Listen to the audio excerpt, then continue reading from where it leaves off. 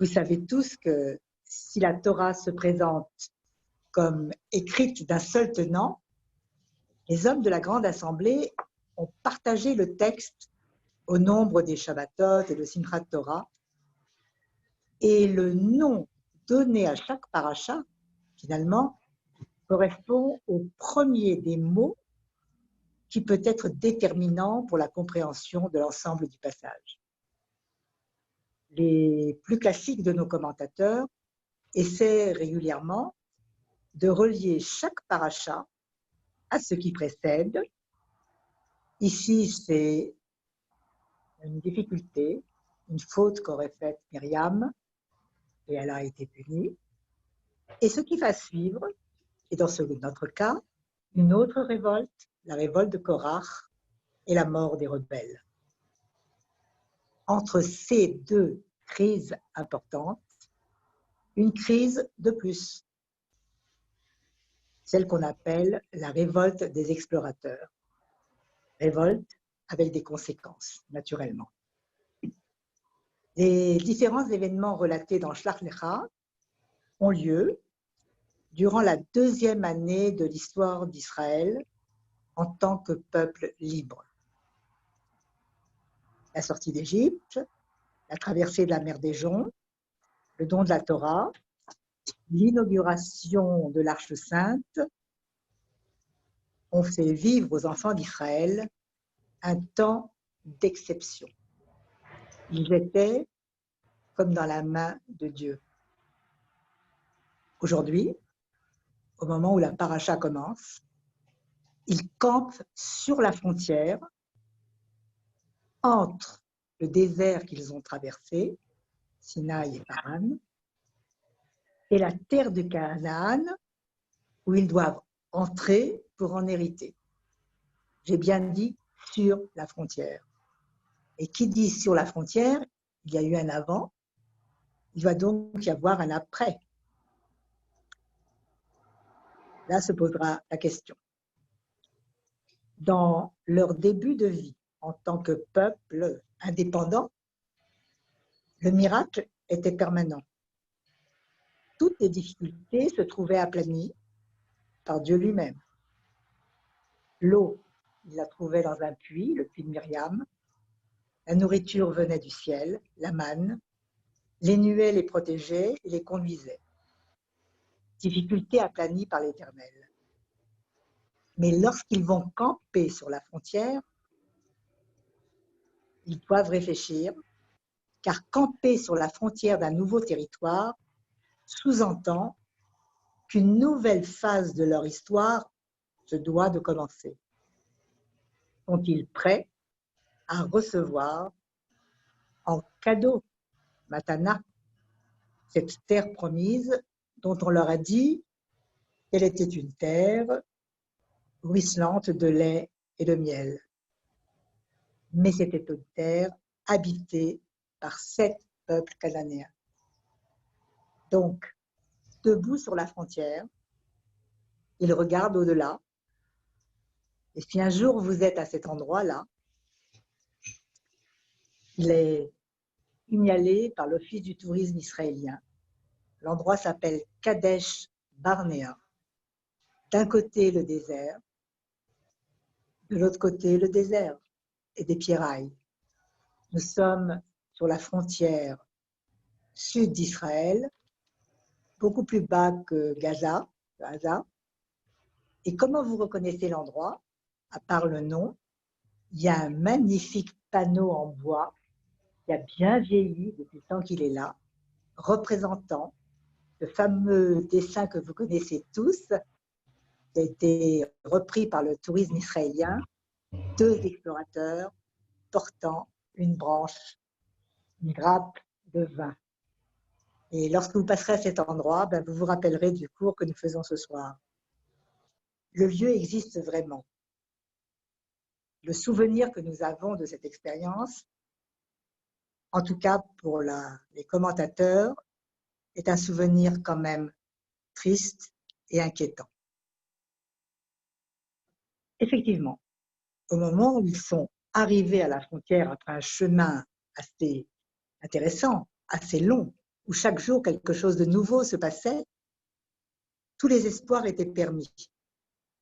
Mais la réalité, eh bien, une crise très grave va secouer Israël, qui changera le programme prévu, qui changera le tempo de la conquête du territoire.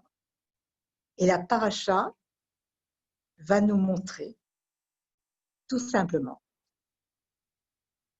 que le voyage qui devait durer 1 an durera 40 ans. 40 ans au lieu d'une année, 40 ans pour une erreur de 40 jours. Pourquoi? Pourquoi? Parce que à partir de cet instant où nous sommes sur la frontière de Canaan, le peuple d'Israël va apprendre à passer du miracle permanent à la réelle politique. Une mission, une exploration de la terre de Canaan va être programmée. Est-ce mauvais? Peut-on être fâché après des personnes qui demandent à savoir vers où ils vont et pour qui peut-être la parole divine, passer sur une terre merveilleuse, ne suffirait pas? La question est posée. Et la réponse, vous la connaissez. La mission exploratrice fera un compte-rendu qui découragera 10 des 12 délégués envoyés, puis l'ensemble du peuple qui pleure déjà. Il pleure tout de suite. Pourquoi pleure-t-il? Et le Midrash, assez, pas méchant, mais lucide, dit, vous pleurez maintenant, mais vous ne savez pas encore quelles difficultés vous attendent. Un jour, vous pleurerez vraiment sur cette journée où la mission des explorateurs s'est terminée par un fiasco. Premier fiasco depuis la sortie d'Égypte. Il y avait eu quelques petites difficultés. De temps en temps, la nourriture ne leur convenait pas. Dans la paracha précédente, on avait vu, c'est anonyme. Nous avons vu Myriam qui discutait.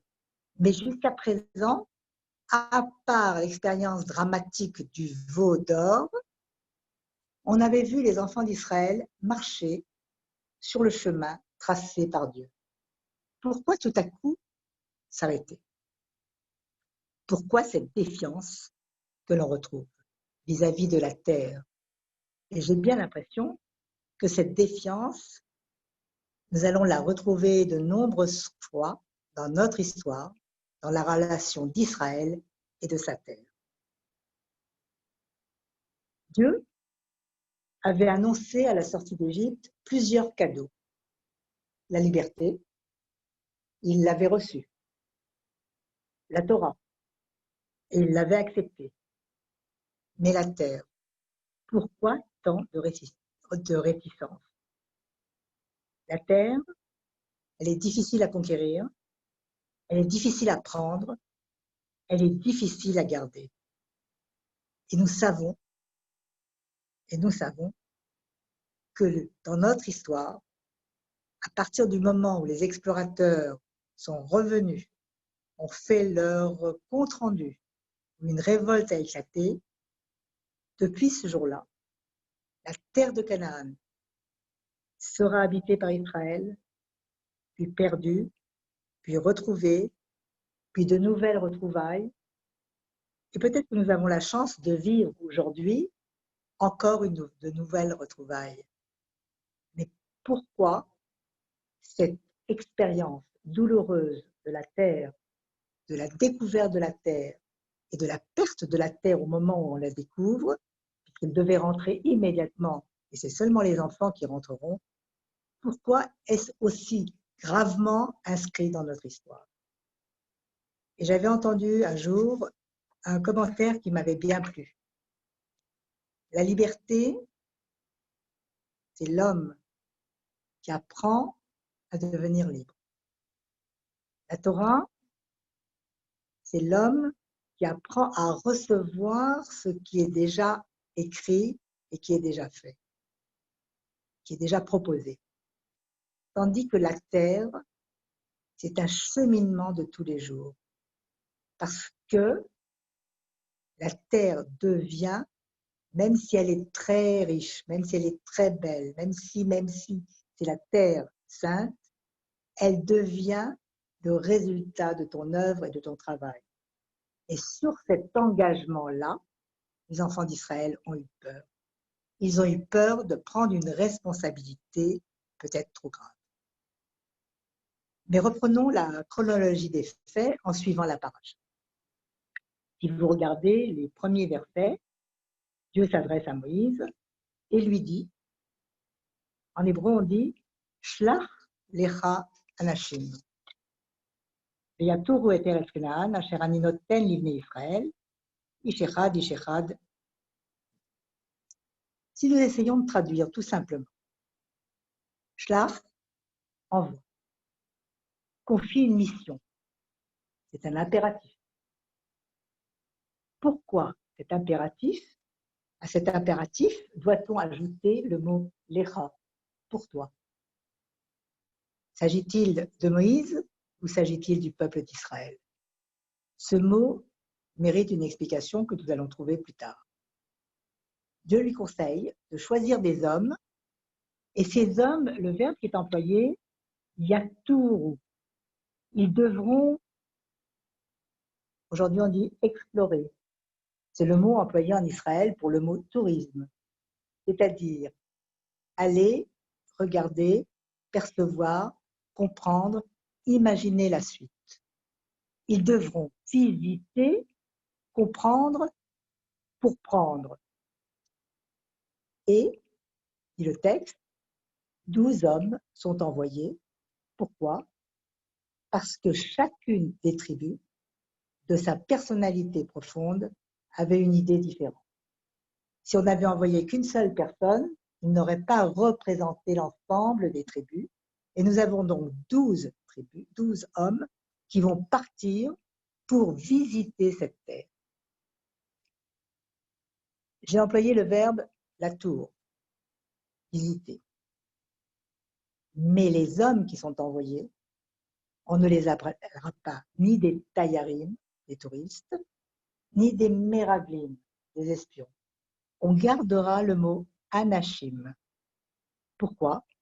Parce que c'est certainement, anashim veut dire des hommes, et c'est certainement dans la dimension de l'humain que va se trouver la faiblesse d'inventer la suite. Hériter d'une terre nécessite de devenir un peuple adulte. Et c'est pourquoi peut-être ce lecha a été rajouté à Moïse. Jusqu'à présent, tu as dirigé le peuple d'Israël. Tu l'as pris en main, tu as été le maître. Pour toi, un nouveau moment commence. Parce que sur cette terre, ils devront prendre leurs responsabilités, ils devront agir, savoir être agriculteur, être paysan, être professeur, avoir tous les métiers, innover. Jusqu'à présent, les enfants d'Israël ne faisaient que ce que Moshe leur disait. À partir de maintenant, envoie pour toi, ce sera peut-être un soulagement, ce sera peut-être pour ton bien, disent certains commentateurs. Et d'autres diront le contraire. Pourquoi? Parce que les enfants d'Israël, lorsqu'ils seront sur la terre, seront confrontés à la réalité. Un climat, la présence d'une autre civilisation, et la confiance en Dieu seul suffit-elle dans ces cas-là? Non, disent les uns, trop difficile. Mais oui, disent les autres. Et si vous avez déjà lu ce passage, vous savez que lorsque Moïse a envoyé les 12 explorateurs, 10 sont revenus avec des réticences et remarques négatives, bien que justifiées dans certains cas, et 2 restent dans la bonne voie, ils ont confiance. Non, oui, conquérir une terre, s'installer sur une terre, Ce n'est pas simplement accepter de suivre le chemin que Dieu vous propose, c'est accepter le chemin que Dieu vous propose et innover à partir de vous-même. Sinon, je crois qu'on n'est pas des habitants de la Terre. Donc, parmi les questions, vous devinez bien que les rabbins vont poser 1000 questions. Rashi, Abravanel, de nombreux commentateurs.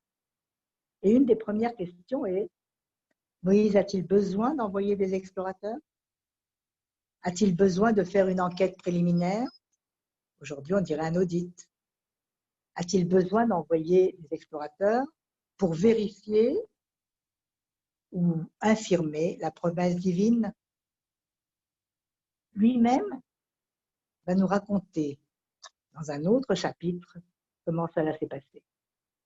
C'est au début de Devarim, dans le Deutéronome, Devarim Aleph, chapitre 1, verset 24. 40 ans plus tard, Moïse revient sur cette expérience qui doit être assez douloureuse et il dit au peuple, Vatikrevun, vous vous êtes approchés de moi ce jour-là. Et il parle aux enfants, les pères qui effectivement, eux, se sont approchés. Vous vous êtes approchés de moi et vous m'avez demandé, de l'autre côté de la frontière, peut-on aller voir avant de rentrer? Est-on sûr de ce que nous allons voir? Et vous m'avez posé des questions sur la terre, sur les villes, sur les hommes qui habitaient. Alors dans ces cas, dans ce cas-là, cette histoire est vraie, puisqu'elle est racontée par Moïse. Le Lecha de Shlach Lecha voudrait tout simplement dire, Moïse, envoie pour ton bien, parce qu'il ne faut pas que tu refuses à ton peuple, sinon ils vont se révolter. Moïse, et un autre commentaire dit, non pas pour ton bien, mais Rachid dira, les datra. C'est le moment sur cette frontière où toi maintenant tu dois réfléchir par toi-même.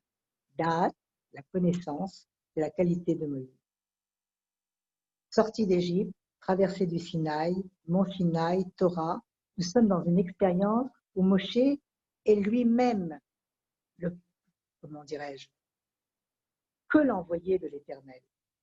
Mais sur une vie de terre, il faut qu'il ait aussi ses opinions. Donne ton avis. Tâche prendre tes responsabilités, toi aussi. Et j'aime bien le commentaire que fait Abravanel sur ce petit passage. Nous sommes à la frontière, pas question de reculer dans la tête des gens. On doit avancer. Et on ne sait pas ce qu'il y a devant nous. On le sait de façon virtuelle. C'était avant Zoom. Et voilà que Abravanel imagine beaucoup mieux que les autres cette situation. Pourquoi? Moi, je pense, vous connaissez un tout petit peu la vie de Don Isaac Abravanel, 1492, c'est un exégèse biblique, mais il a un problème politique à régler. Il faut qu'il trouve un refuge pour le peuple juif chassé d'Espagne. Et pour lui, trouver une terre, savoir s'installer sur une terre, prend un autre sens. Et Abravanel dit, très simplement,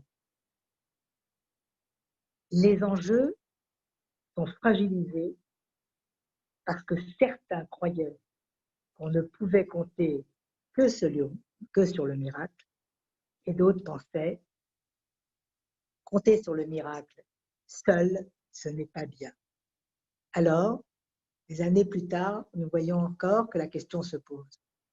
Au moment de la création de l'État d'Israël, nous avons entendu des voix qui disaient « Ce n'est pas aux hommes de préparer le terrain, nous attendons, on nous aide. » Et je pense, chacun de vous, dans son expérience personnelle, puisque nous sommes tous nés dans ce 20e et 21e siècle, où la création d'État, la recréation d'État d'Israël nous a obligés à réfléchir à certains sujets, je pense que chacun de vous pourra répondre à la question. Comment s'installer sur cette terre? De soi-même, avec l'aide de Dieu, Si vous lisez la paracha, et vous la lirez, les questions, le questionnaire préparé par Moshe et confié aux explorateurs est un questionnaire très simple, très sobre. Quelques questions. On va les relire ensemble. Ça va vous permettre de sentir l'esprit. Quelle est la terre? Quel est son essence? Le peuple qui habite là-bas. Faible, fort. Question classique puisqu'on va conquérir. Et cette terre, l'a-t-il fertilisée ou laissée à l'abandon? Et les villes, fortifiées ou non? Les Cananéens sont-ils sur la défense ou non?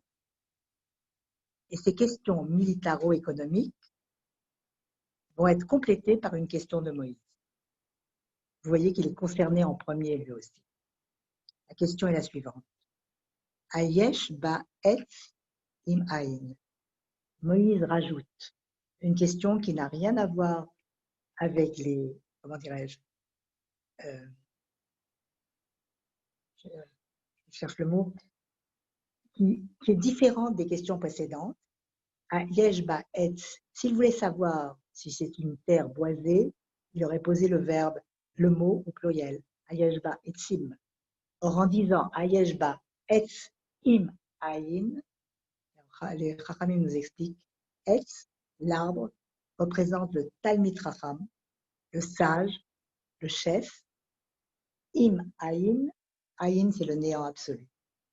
Pour Moïse, il ne s'agit pas de savoir si la terre est fertile, si les maisons sont belles, si les gens sont fragilisés, mais ce qu'il veut savoir, est-ce qu'il y a de l'autre côté quelqu'un d'autre qui serait un opposant à ma présence?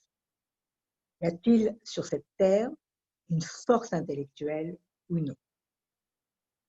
Les explorateurs rendront compte de leur mission. 10 diront la terre est trop forte.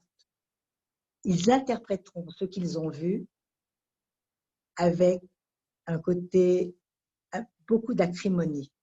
Par exemple, ville fortifiée. Effectivement, cette ville fortifiée montre la force. Mais la vérité, une ville fortifiée, c'est parce qu'ils ont peur. Et ainsi de suite, vous pouvez reprendre tout le texte. Chaque interprétation est à double sens. Ce qu'ils voient, ils le voient, mais ils ne comprennent pas que finalement, cette civilisation qui a existé, Star Silam Mealehem. Le texte dit, le temps de leur grandeur est terminé. La civilisation cananéenne se doit de terminer pour que le peuple juif puisse rentrer sur la terre et en hériter. Mais est-ce qu'on peut hériter d'une terre? Est-ce qu'on peut prendre une terre? Est-ce qu'on peut recevoir une terre malgré soi? Impossible.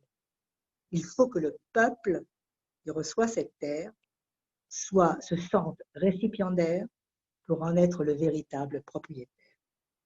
Et lorsque les explorateurs reviendront, la journée du 9 Av, le peuple pleure, tout le monde est sûr que c'est la fin de tout, et l'Éternel, fâché, décide que cette génération qui n'est pas prête à rentrer sur la terre retournera dans le désert,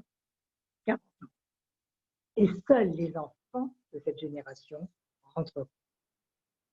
Le texte est assez violent, parce qu'au début, Dieu voudrait presque les tuer. Il va falloir une intervention forte de Moshe et prière de Moïse pour expliquer à l'Éternel, à Dieu, tu ne vas quand même pas les tuer. L'argumentaire est étonnant d'ailleurs, parce que Moïse dit, que diront les autres nations? La valeur personnelle des enfants d'Israël à ce moment-là n'est pas mise et fragilisée. Et Moshe obtient le pardon en invoquant les patriarches, en invoquant un mérite ancien et la promesse de l'Éternel de donner une terre sainte, choisie, à un peuple qu'il a choisi. Cette journée de Tisha B'Av, un midrash fait la remarque toute simple, Vous pleurez aujourd'hui, vous pleurez pour rien. Un jour, vous pleurez vraiment. La Guémara nous dit que 5 événements tristes se sont passés à Tisha B'Av. La révolte des explorateurs, et nous allons rester 40 ans dans le désert. Le don de la terre est reporté à plus tard. L'ancienne génération mourra dans le désert.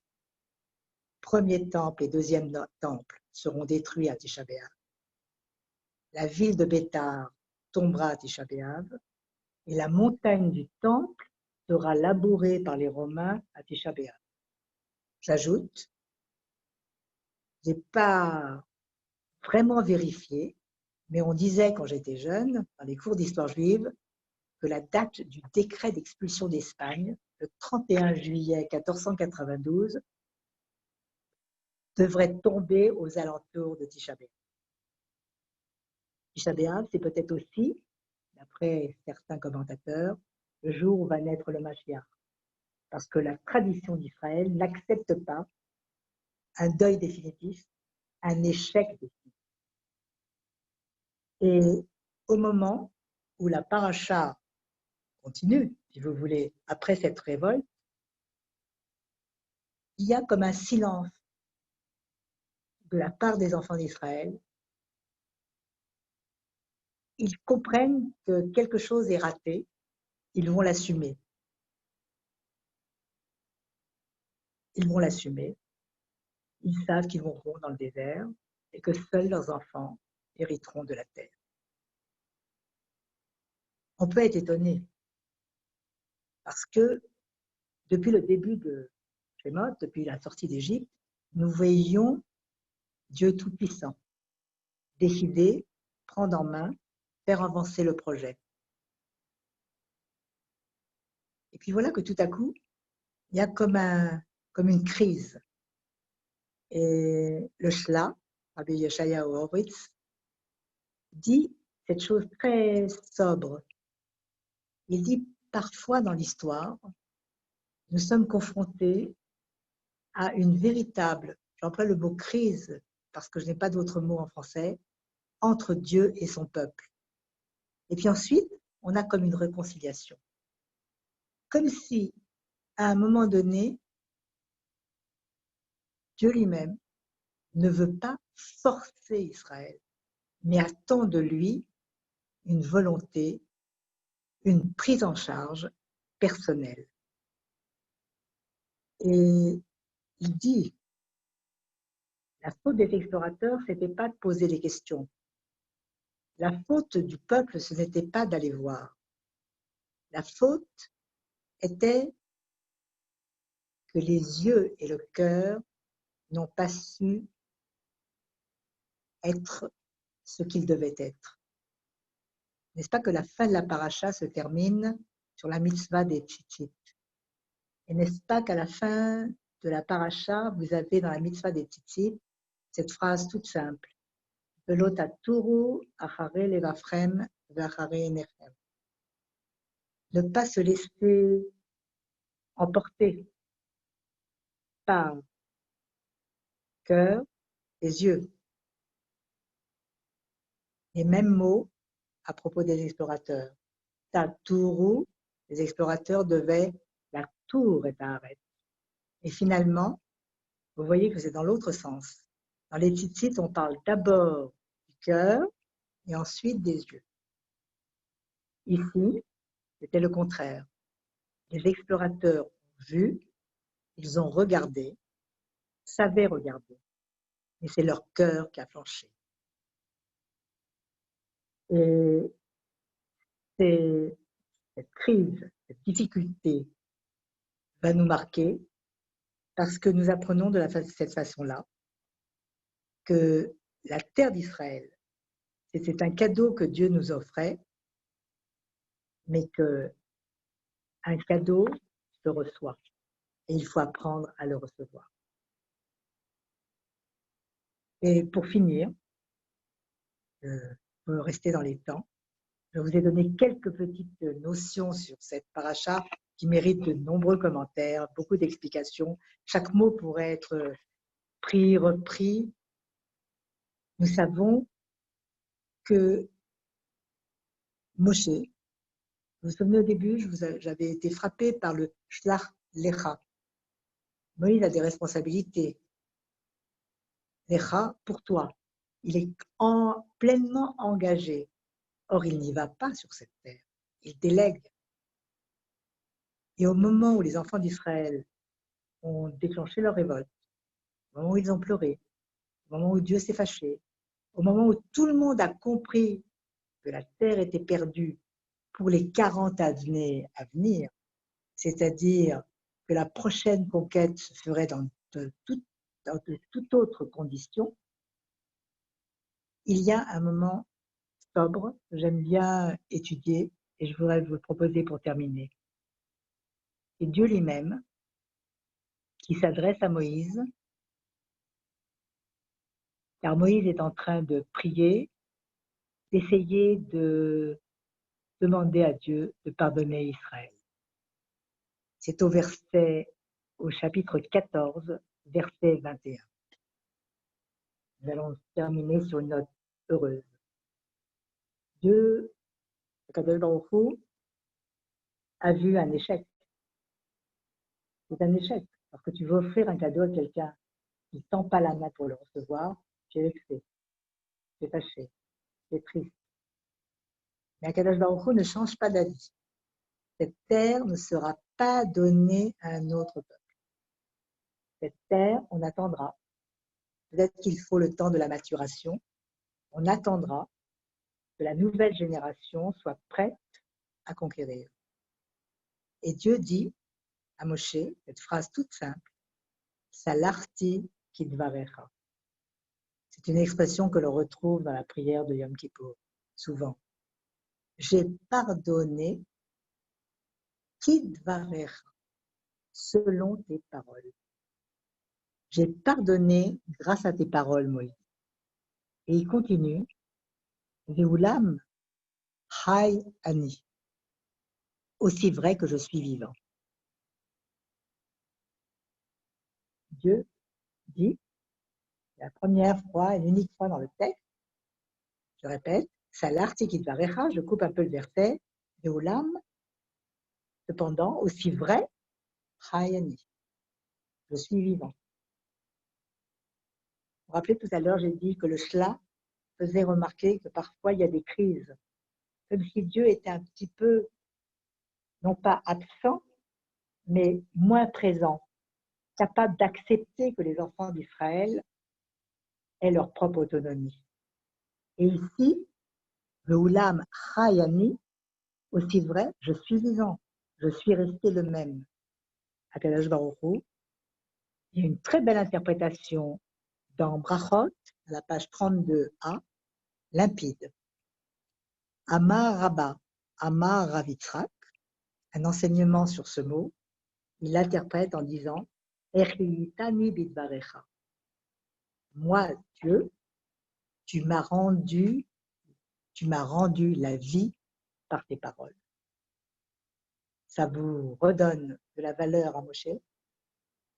Ça explique bien le lecha, parce que dans Moïse, il y a une force, une valeur, quelque chose. On aurait pu imaginer qu'on lui impute cette erreur. Eh bien non. Echitani bidvarecha, moi Dieu, tu m'as rendu de la vie par tes paroles. Le temps de l'éloignement entre Dieu et son peuple peut se terminer. Les nuées restent, le chemin est changé, on va se faire une belle promenade dans le Sinaï pendant 40 ans. Malheureusement, petit à petit, la nouvelle génération devra disparaître. Et les explorateurs seront les premiers à mourir, sauf les 2 qui rentreront en Canaan. Et ces explorateurs, ces hommes, je veux résumer, je dirais, ils avaient choisi la voie du réalisme politique, une vision économico-géographique de la Terre, mais l'histoire juive sous-entend d'autres paramètres pour savoir faire la différence entre pays réel et pays rêvé. Si vous le voulez, ce ne sera pas un rêve, a dit quelqu'un. Moïse a compris cela. À quel moment, en voyant cette belle grappe de raisin rapportée par les hommes, le Midrash nous dit, il l'a conservée et cette grappe était si abondante. Et si abondant fut le vin de cette grappe, que ce vin suffira jusqu'à la fin des temps pour remplir la coupe du Shabbat. Shabbat Shalom. Merci. Merci Rosine. Merci pour ce beau commentaire. Y a-t-il des questions? Y a-t-il des personnes qui souhaitent prendre la parole, s'exprimer? J'étais dans les temps là. Ah, parfait. Hein? C'est parfait. Voilà. Mais il y a de très beaux commentaires sur Schlar. Bon, j'ai pris un aspect. Vous avez, mais même dans les commentaires les plus classiques, ils sont pas du tout, ils sont pas d'accord. On sent bien